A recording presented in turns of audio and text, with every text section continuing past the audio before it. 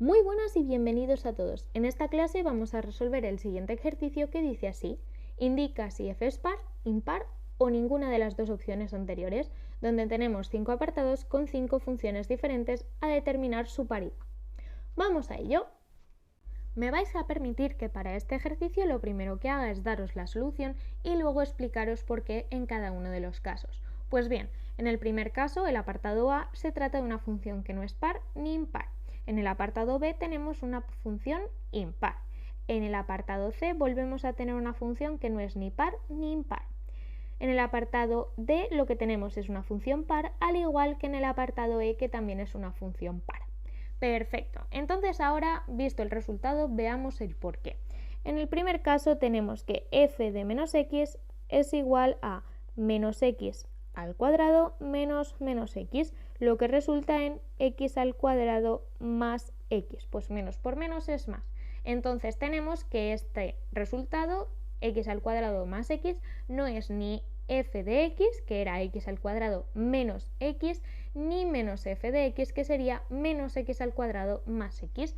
De ahí que concluyamos que se trata de una función que no es par ni tampoco es impar. ¿Qué ocurre con el apartado B?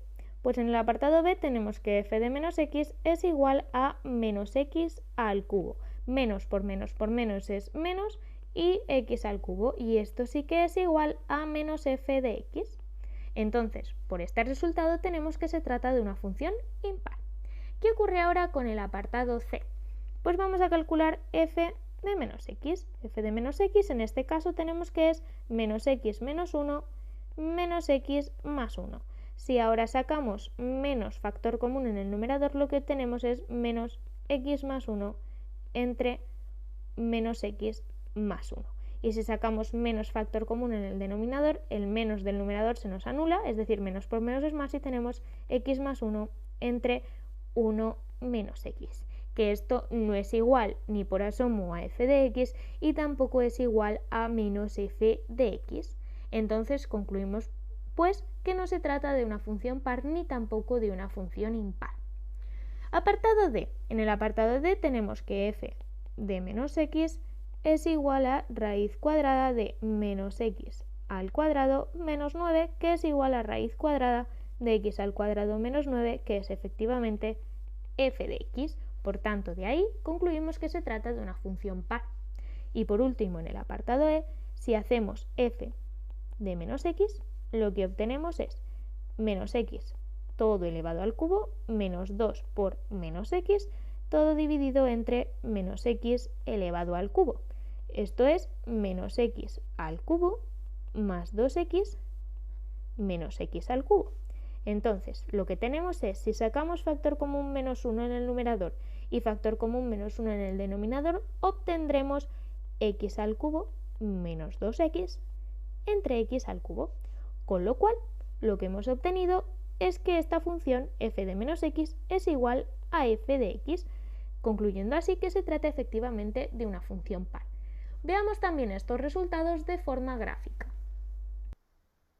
Aquí tenemos la representación gráfica de la función x al cuadrado menos x, que es la correspondiente al apartado A. ¿Por qué no es una función par? Pues porque lo que está a la izquierda del eje vertical x igual a 0 difiere de lo que está a la derecha del eje vertical x igual a 0. ¿Qué ocurriría si nos fijásemos en la recta vertical x igual a 1/2, que se corresponde con la primera coordenada del vértice? Pues que en este caso sí que serían iguales, pero como esta recta vertical no es x igual a 0, entonces no podemos concluir que sea una función par. Tampoco es una función impar, porque entonces todo lo que está a la derecha del eje vertical tendría que ser idéntico a la izquierda del eje vertical, pero actuando el eje horizontal a modo de espejo, cosa que no ocurre, por tanto tampoco se trata de una función impar, concluyendo así que no es par ni es impar. Pasemos entonces a visualizar la función del apartado B, que era x al cubo. En este caso, la parte derecha del eje vertical sí que es exactamente a la parte izquierda del eje horizontal, del eje vertical, lo que el eje horizontal ha hecho también a modo de espejo, ha actuado a modo de espejo, pasando todo lo que tendría que estar en la parte superior a la parte inferior, concluyendo así que efectivamente se trata de una función impar, Además, hemos visto que en este caso f de x es igual a menos f de menos x, o lo que es lo mismo, f de menos x es igual a menos f de x. Perfecto, pasamos entonces a la función del apartado C, que era esta que vemos aquí, x menos 1 entre x más 1. Ya vemos que aquí esta parte cruza el eje vertical, con lo cual ya difiere de lo que se encuentra a la izquierda y por tanto no se trata de una función par. Podría a lo mejor tratarse de una función impar, pero como esta parte cruza el eje horizontal y aquí no actúa a modo de espejo, no podemos concluir que se trate de una función impar. Al no ser par, no es ser impar, se trata de una función que no es nada, ni par ni impar. Pasemos entonces al penúltimo apartado, f de x igual a raíz cuadrada de x cuadrado menos 9. Como podemos ver, es exactamente igual a derecha y a izquierda del eje vertical. Por lo tanto, gráficamente podemos concluir que se trata de una función par. Además, también hay que darse cuenta de que el punto menos 3, 0 se corresponde con el punto 3, 0. De ahí que podamos concluir efectivamente que se trata de una función par. Finalmente, apartado E. Podemos también concluir que se trata de una función par, pues es exactamente igual a izquierda y a derecha del eje vertical x igual a 0. Es decir, el eje vertical actúa a modo de espejo, lo que nos indica que efectivamente se trata de una función